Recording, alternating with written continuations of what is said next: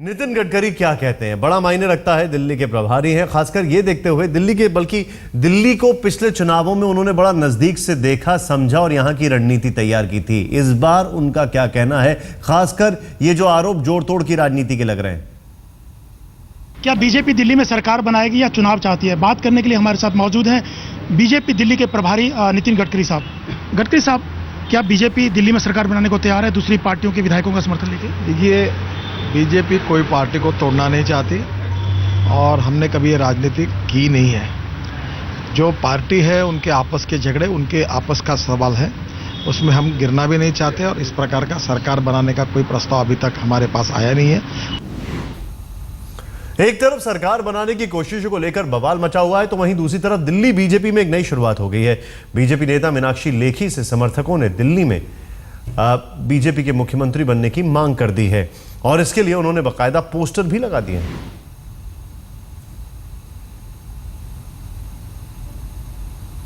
ये देख रहे हैं आप, क्या लिखा है, मीनाक्षी लेखी फॉर सीएम। हालांकि अभी अभी मीनाक्षी लेखी लोकसभा का चुनाव जीत कर आई हैं, पहली बार उन्होंने चुनाव लड़ा है। एक बहुत मशहूर वकील है ये, और अगर इनके पूरे खानदान की बात की जाए तो वो राजनीति में न किसी तौर पर सक्रिय रहा है।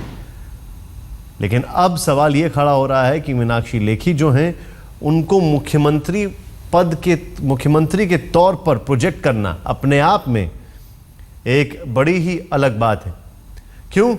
क्योंकि जिस वक्त से डॉक्टर हर्षवर्धन केंद्रीय मंत्री बने हैं, तब से सवाल यह खड़ा होने लग गया है कि दिल्ली में बीजेपी का चेहरा कौन होगा। पोस्टर तो लग गए हैं, लेकिन क्या चेहरा ये होंगी?